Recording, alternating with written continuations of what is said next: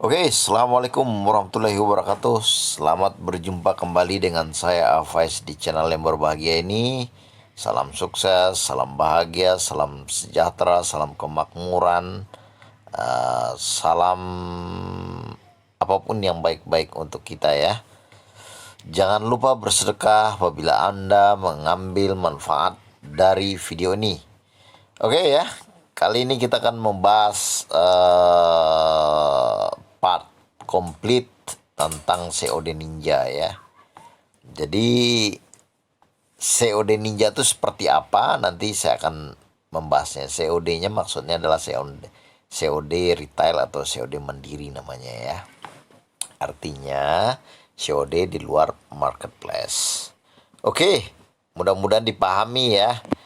Mohon di apa namanya didengarkan baik-baik supaya tidak terjadi kesalahan-kesalahan di dalam penafsiran-penafsiran yang akan terjadi nanti. Ya, saya tidak membahas kenapa Anda harus mempunyai COD, itu nanti saya akan bahaslah kepada segmen tertentu ya. Tapi kali ini saya akan membahas teknikalnya ya, COD Ninja. Oke, yang pertama untuk input paket COD bisa diinput di link https garing dua garing dashboard.ninjafun.co login strip v2. Nah, ini maksudnya adalah bahwa Anda harus mempunyai akun di sini ya. Bagaimana akun itu bisa ada ya? Anda harus daftar seperti yang telah saya jelaskan di video sebelumnya. Anda harus nonton juga video itu ya untuk memahami cara pendaftarannya ya. Nah, lalu diinput di V3 Mitra ya. Artinya Anda mendaftar di mitra mana, Anda daftar di situ, atau Anda mau drop ya terserah. Artinya di situ ya. Selanjutnya setiap ongkir dan COD fee dikenakan biaya tambahan 1% yaitu VAT atau pajak layanan. Jadi yang seperti saya jelaskan ya, bahwa semakin detail sebuah informasi yang kita ketahui itu semakin enak kita ya. Anda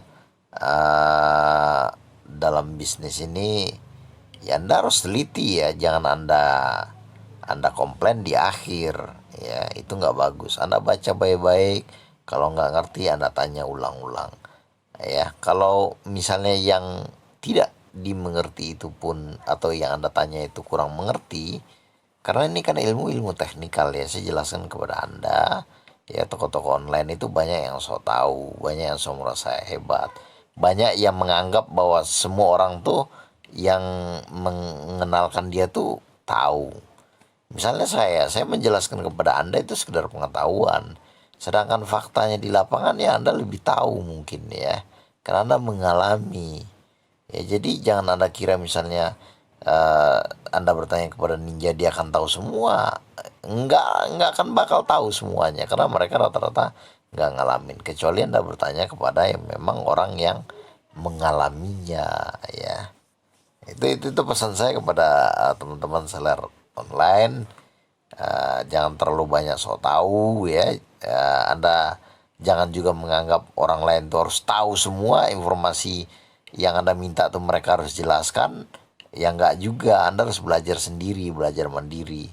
Ya kalau memang itu COD ini Anda butuhkan, Anda harus belajar. Ya saya kasih tahu. Ya, Anda belajar secara pelan-pelan, Anda masukkan, lama-lama Anda paham, baru Anda running itu. Ya, jadi saya jelaskan bahwa setiap ongkir dan, nah ini banyak yang nggak ngerti. Jadi unsurnya ada ongkir, ada COD fee. Nah, jadi ongkir plus COD fee itu dikenakan biaya tambahan 1%. Dalam faktanya bisa saja barang akan ditambahkan. Itu saya kurang paham juga masalah ini, karena saya terus terang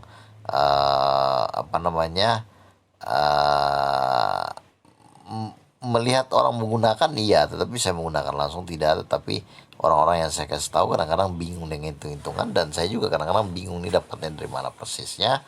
Tapi intinya 1% kan, misalnya transaksi Anda 100.000 berarti cuma 1.000 ya terjadi pemotongan gitu. Nah, intinya bahwa jika menyangkut angka kan itu kan harus detail, harusnya harus presisi. Presisi itu artinya pas ya. Saya nggak bisa mengatakan apakah setiap ongkir dan COD itu pasti seperti itu. Ya nanti di pas apa nama transfer itu ya Anda harus hitung sendiri ya. Persis nggak seperti yang disebutkan oleh Ninja ini ya. Oke, selanjutnya untuk kolom COD diisi nilai harga barang plus ongkir plus COD fee. Ya untuk ingat ya di kolom COD nilai barang harus diisi ada 3 unsur ya. Harga barang, misalnya harga barang 100.000, ongkir 10.000, COD fee misalnya tergantung ya 3% ya, berarti 3.000 ya. Berarti misalnya barangnya, misalnya barang 1 juta, ongkirnya 10.000, berarti 1 juta 10.000. COD fee 3%, berarti 30.000. Berarti 1 juta ditambah 10.000 ditambah 30.000 ya, berarti 1 juta 40.000 ya, kurang lebih seperti itu ya. Untuk COD fee, nah ini ketentuan fee-nya ya. 3.000 jika value COD, nilai COD itu di bawah 100.000. Berarti kalau di bawah 100.000 tambahannya cuma 3.000. Tetapi kalau di atas 100.000 hitungan 3%. Makanya tadi 1 juta saya kasih sampel ya, dia akan menjadi apa namanya 30.000 ya, paham ya. Nah, jangan salah Anda bola-balik, ini angka masalahnya agak sensitif. Jadi Anda harus paham beneran baru Anda mainkan itu barang ya. Nah, selanjutnya adalah COD fee diambil dari harga barang plus ongkir. Nah, ini yang banyak yang nggak tahu juga, berarti saya salah hitung tadi. Jadi bukannya 1 juta, tetapi 1 juta ditambah 10.000. Jadi 1 juta 10.000. Nah, itu yang 3%-nya, itu maksudnya itu. Nah, setelah itu Anda harus menambahkan lagi VAT 1% ya. Dari nilai yang seperti yang dijelaskan di atas, VAT itu apa ya? Ongkir plus COD fee ditambah 1%. Jadi kalau Anda ada suatu COD fee atau di kolom itu ya Anda harus hitung matang-matang. Kalau Anda nggak paham, ya Anda tanya ya, misalnya Anda tanya, atau rumus persisnya ini Anda bikin rumusnya seperti ini yang simpel bagi Anda. Kenapa pemahaman orang berbeda-beda ya? Di dalam matematik itu pemahaman orang berbeda-beda. Jadi Anda cara yang paling simpel Anda pahami ya. Nah itu. Selanjutnya ini tentang penulisan ya, di kolom pengisian itu saya udah menggunakan jangan menggunakan titik. Misalnya 200.000 ya, 200.000 itu jangan, tulisnya harus tanpa titik. Contohnya 200.000 gitu. Hiraukanlah perkiraan harga. Jadi perkiraan harganya Anda hiraukan. Selanjutnya ketentuan invoice COD ya, ketentuan invoice COD, invoice dari Ninja ke shipper akan dikirimkan setiap hari Rabu ya. Tagihan itu ya, tagihan dari Ninja ke seller itu akan dikirimkan setiap Rabu. Jadi artinya melalui email, dan shipper wajib mengkonfirmasi email tersebut maksimal Kamis jam 14. Artinya setiap Rabu nanti Ninja itu akan ngirim email kepada Anda. Ya, Anda wajib itu artinya harus ya, kalau Anda nggak membalas akan molor ke Rabu berikutnya ya. Ke Rabu berikutnya untuk itunya, untuk pemberitahuannya. Nah, jadi itu yang Anda harus pahami ya, bahwa harus wajib mengkonfirmasi setiap email yang dikirimkan hari Rabu. Ya, invoice itu apakah sesuai atau tidak ya. Kita lanjut dulu ya. Jika shipper membalas email sesuai dengan ketentuan waktu dari finance ya, apabila Anda membalas menurut mereka yang membalas maksimal jam 14, maka uang COD ditransfer di hari Jumat. Jadi setiap Jumat itu akan ditransfer apabila Anda membalas emailnya Bagaimana kalau misalnya pertanyaannya, bagaimana kalau tidak apa namanya, tidak cair pada hari Jumat? Ya ini susah juga sih jawabnya.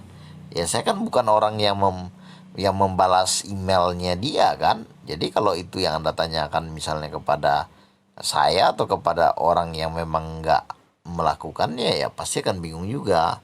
Ya sebaiknya Anda pahami aja kata kata ini. Ya artinya Anda harus email terus orangnya ya. Jangan Anda berperilaku seperti orang bodoh gitu. Misalnya saya yang bikinin akunnya kan. Saya tolongin Anda bikin akunan. Nah, Anda nanya sama saya terus kan. Ya tentu aksesnya akan berbeda. Sedangkan ya email itu adanya hubungan Anda dengan yang mengemail Anda itu. Nah, jadi Anda harus push dia sendiri. Adapun dia tidak menjawab, ya Anda gunakan channeling misalnya CS-nya gitu, atau AA-nya Anda tanya biar ada jawaban. Kalau nggak ada juga Anda nggak bisa push ya.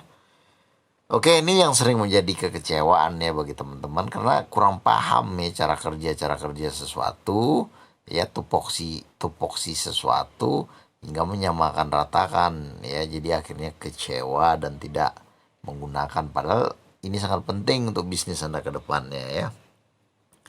Nah, jika shipper tidak membalas email sesuai ketentuan, maka COD akan ditransfer pada hari Selasa di minggu berikutnya. Jadi di misalnya Jumat harusnya transfer, berarti kan minggu ini tuh, berarti hari Selasa minggu depan Anda ditransfer uangnya. Ini menurut aturan ya, menurut aturan ya. Jadi untuk COD reguler, dana baru bisa Ninja cairkan begitu paket complicated.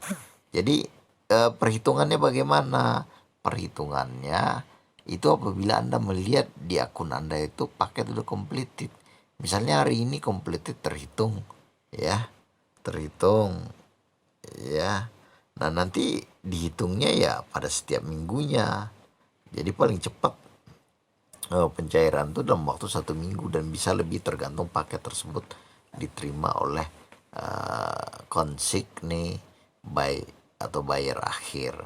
Intinya itu misalnya barang Anda tuh sampai uh, itu kalau bisa tuh gampang yang saya lihat dalam dalam apa namanya kebiasaannya itu, misalnya minggu ini ya paket Anda sampai minggu ini, berarti di Jumat depan itu udah bisa ditagih gitu, udah bisa cair. Ya, itu pun jika Anda konfirmasi ya. Intinya seperti itu. Ya kebanyakannya seperti itu. Jadi aturan bakunya itu hari apa terakhir paket itu nggak ada. Jadi di situ poinnya. Anda harus paham itu. Jadi misalnya ada yang paket yang memang belum dicairkan, ya Anda cek, ya Anda bisa tanya by email kepada orang-orang yang memang uh, bekerja atau bertanggung jawab atas proses ini. Nah, oke ya. Selanjutnya saya akan tanya ya tentang biaya-biaya ini ya. Ini saya akan jelaskan kepada Anda sedikit ya tentang biaya. Sejak manajemen memberikan keterangan promo reguler promosi, maka akhirnya si purchase, namun di sisi lain si dikenakan COD fee sebesar 3%. Oke. Jadi kita bahas tentang RTS ya. Nah, itu RTS fee-nya ya. Ini harus Anda pahami juga. RTS itu barang-barang yang retur ya. Misalnya semua paket ya, semua paket RTS interaksi dalam kota free of charge. Ya, free of charge. Ya, sama kota itu free. Jadi kalau misalnya memang nggak nggak apa namanya nggak paket itu balik, itu ya kalau Ninja kan sistem COD-nya kan Anda nggak perlu bayar duluan kan, free kan. Jadi kalau sesama dalam kota, misalnya saya di Depok ya ke Depok, artinya ini kalau dalam kota ya, pengertian kota itu saya juga kurang paham apakah Jabodetabek itu masuk satu kota ataukah misalnya Depok atau Jakarta itu satu kota, atau bisa jadi Jakarta Utara, Jakarta Selatan, Jakarta itu beda kota juga nggak ada. apa namanya ketentuannya. Oke, kita baca selanjutnya biar nggak sesat pemikiran kita ya. 2 paket RTS asal Jabodetabek tujuan. Nah, ini Jabodetabek. Berarti yang tadi yang saya jelaskan memang udah terlock ya. Artinya kota itu nggak dijelaskan ya apakah kalau misalnya Depok, Bogor tentu udah beda kota. Tapi misalnya kayak Jakarta itu, nah itu agak sumir kita ngelihat apakah Jakarta Utara, Jakarta Selatan itu dan Jakarta Pusat itu sama, kita nggak tahu. Nah, paket RTS, paket yang balik asal Jabodetabek tujuan, misalnya Jawa Bali itu RTS-nya kena 5.000, Sumatera kena 10.000, kalau Indonesia Timur, Nusa Tenggara, Kalimantan itu kena 20.000 ya. Nah, ini untuk ketentuan di paket RTS asal Sumatera, tujuan misalnya Sumatera, Jawa, Bali, RTS 10.000, Indonesia Timur, Nusa Tenggara, Kalimantan RTS 20.000 dan berlaku sebaliknya. Semua paket RTS yang balik interesi antar kota dari Pulau Jawa ke Pulau Bali 5.000. Ya, jadi 5.000 ya Jawa Bali ya. Semua RTS interesi dalam kota Pulau Nusa Tenggara Timur 10.000. Semua paket yang balik antar kota ya Pulau Nusa Tenggara Timur, Kalimantan dan Indonesia Timur 20.000. Oke? Nah, itu hal-hal yang Anda perlu ketahui dalam biaya sehingga ketika Anda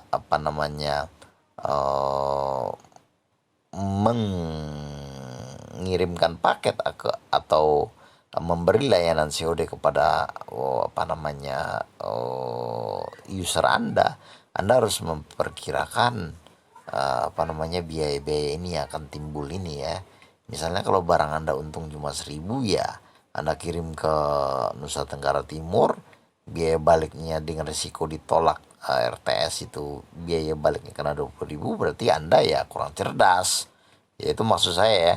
Jadi Anda harus menghitung benar-benar biaya-biaya yang timbul atau biaya-biaya yang ada sehingga Anda nggak kagetan bahwa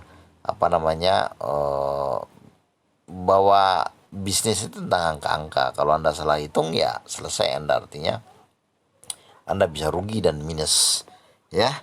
Demikianlah pembahasan saya ini, memang terkesan agak jutek ya, tapi karena memang saya harus menjelaskan apa adanya kepada rekan-rekan kalau masalah uang ya, masalah angka-angka, sehingga Anda yang mau ikutan COD ini nggak di akhir ya Anda malah protes, tapi malah di awal Anda memahami sehingga apabila terjadi hal-hal yang tidak Anda inginkan atau hal-hal yang dalam berisiko telah Anda perhitungkan, Anda bisa adem ya, Anda bisa memahami dengan kepala dingin, oh begini loh, oh begini.